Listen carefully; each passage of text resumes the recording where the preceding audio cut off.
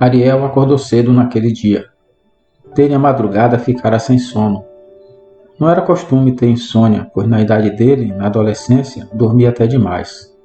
Quantas vezes acordara aos berros para não perder as aulas? Dona Fernanda, a madrasta dele, procurando não se indispor, falava primeiro com o pai dele para que o acordasse. O coroa, irritado, perdia a compostura e muitas vezes extrapolava em seus modos ao despertá-lo. Levanta, vagabundo!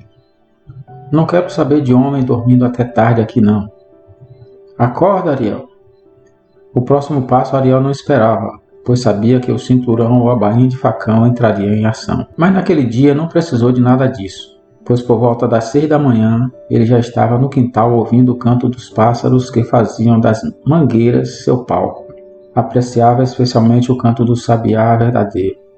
Ele viajava ouvindo aqueles gorjeios matinais. Imaginava-se em um mundo encantado onde não houvesse injustiças e violência. Nesse desvaneio tentava lembrar-se do rosto da mãe, que morrera quando ele tinha apenas 5 anos, mas não conseguia vislumbrar um rosto definido.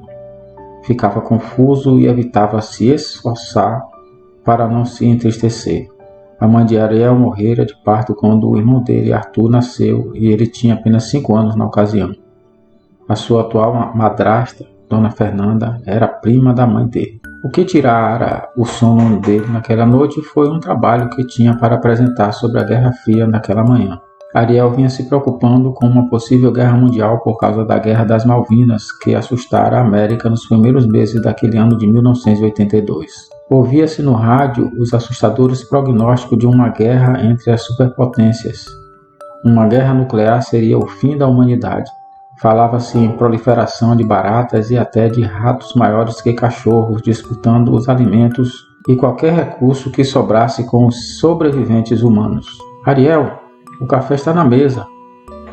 O grito de Dona Fernanda o trouxe de volta à vida e percebeu que já estava atrasado. Tomou café às pressas e saiu para a escola. Bênção, seu João. Deus lhe abençoe e lhe faça feliz. Era costume naquelas comunidades rurais, cidadezinhas do interior, os jovens pedirem bênçãos aos mais velhos. Ou como eles mesmos pensavam e falavam, dar a bênção. Só que na adolescência muitos tinham vergonha de fazer isso na rua. Mas Ariel era bastante humilde e até fazia-se estranho para alguns que o via tomando bênção no meio da rua. Os adultos admiravam os jovens assim, pois passavam uma boa impressão. Além de seu João, outros 2 casais que cruzaram o caminho de Ariel naquela manhã ouviram aquela frase. Uma senhora nem respondeu e a segunda murmurou com um som imperceptível e inaudível. Grandalhão besta. Ao chegar à escola, Ariel deu bom dia ao porteiro e ele nem respondeu. Em seguida passou por um professor. Bom dia, professor. O professor olhou para ele e não esboçou qualquer reação. Ariel pensou consigo mesmo. Quando não falamos, dizem que somos mal educados. Quando falamos bom dia, ninguém responde. Vai entender. Mesmo assim, ele chegou na porta da sala e gritou bem alto. Bom dia, pessoal! Alguns responderam, mas a professora logo se adiantou. Sente-se e fique calado. A aula já começou. Era uma das aulas prediletas de Ariel. Gostava muito de história, geografia e matemática.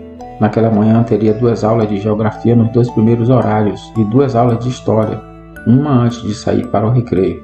Estava aguardando com entusiasmo a aula de história, pois iria apresentar o trabalho. Ariel costumava cumprir sua meta de notas até o fim da 3ª unidade. Naquele ano pretendia eliminar as 3 matérias prediletas dele na 3ª unidade. Só precisava tirar 8 em História e 8,5 em Geografia para completar os 24 pontos necessários para passar direto no final do ano. Iria falar sobre a Guerra Fria e a possibilidade de uma guerra nuclear entre as superpotências da época, os Estados Unidos da América e a União das Repúblicas Socialistas Soviéticas. Estados Unidos versus União Soviética. Nos primeiros meses do ano letivo, o assunto que tomara as aulas de Geografia e História era a Guerra das Malvinas. 2 países aliados dos Estados Unidos e que foram à guerra no 2º trimestre daquele ano. Discutia-se a posição do Brasil naquele conflito e houve até um boato na cidade de que pessoas estavam se oferecendo como voluntários para aquela guerra. Ariel, que era apaixonado pela Marinha e acalentava o desejo de no futuro se alistar na Marinha do Brasil, tinha bastante interesse nesses assuntos de guerra. Ele estava perto de completar 17 anos e aguardava com entusiasmo o início do ano seguinte, pois pretendia se alistar logo nos primeiros meses do ano. Nas pesquisas que fizera, Ariel compreendeu os desafios que aguardavam a humanidade e ficou muito preocupado com o futuro dele e do planeta. Ficou encabulado quando a professora falou de um filme que assistira, onde retratava uma sociedade pós-apocalíptica em que as pessoas se matavam por causa de comida e dois homens brigavam até a morte por um tomate. Ariel foi para o recreio e no final, pouco antes de retornar para a sala, encontrou 4 alunos jogando dominó no pátio da escola. Ariel, juntamente com outro aluno menor, parou por alguns minutos para observar o jogo. Em seguida, a vice-diretora flagrou os jogadores e conduziu os 6 alunos à secretaria para os interrogar. Vocês sabem que é proibido o jogo apostado nas dependências do colégio, a diretora falou enquanto caminhava entre os alunos. Os 6 estavam em pé, encostados à parede, na ordem do maior para o menor. Ariel era o penúltimo. Os alunos que estavam jogando eram os valentões da escola. O maior, conhecido por Negrinho Boca Quente, era arruaceiro e intimidador. O segundo, em tamanho, era apelidado de Zebu. Os 2 ameaçaram Ariel e o outro menino que não estava jogando para ficarem calados, pois se entregasse o grupo iriam sofrer as consequências. Negrinho esfregou o punho direito na palma da mão esquerda, indicando o que faria com eles se os caguetassem. Eu só quero saber de quem é o dominó, a diretora falou soletrando cada palavra. A raiva transparecia. Ela sabia que Ariel e o outro menino menor eram bons alunos e que dificilmente estariam envolvidos com o jogo, mas com o silêncio persistente do grupo tomou a decisão. Todos estão suspensos por 3 dias e só podem entrar na escola acompanhados do pai ou responsável, a diretora falou enquanto olhava fixamente para Ariel. A menos que me digam quem trouxe o dominó para a escola. O dominó era de Negrinho, mas quem o trouxe fora Zebu, e o mais agravante é que os 2 estavam jogando apostado. Ariel nem sequer assistiu ao jogo, estava apenas passando, assim como o menino menor que começou a chorar.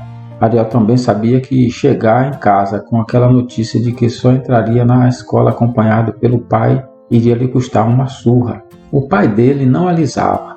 Os 6 ficaram em silêncio por alguns instantes. Por ora vocês voltem para a aula e esfriem a cabeça e na saída me digam quem trouxe o dominó para a escola e os demais estarão liberados. Depois que a diretora deu essa chance aos alunos, os valentões encurralaram Ariel e o garotinho contra a parede no corredor e os ameaçou. Temendo até pela sua vida, o menininho, pressionado, aceitou assumir o erro. Então os 6 retornaram para a secretaria e diante da diretora o pequenino pediu para falar.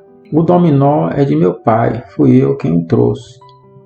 Os valentões até esboçaram um sorriso de cantinho de boca. Ariel estava em silêncio ao lado e por uns instantes parecia aceitar a situação. Ele refletiu nos debates que tivera sobre a Guerra Fria e sua insistência em acreditar em um mundo melhor. Costumava dizer, sob o olhar incrédulo da assistência, que ainda seria possível mudar o rumo da história, mas todo mundo precisaria se engajar, assumir o compromisso e fazer mudanças no próprio modo de pensar.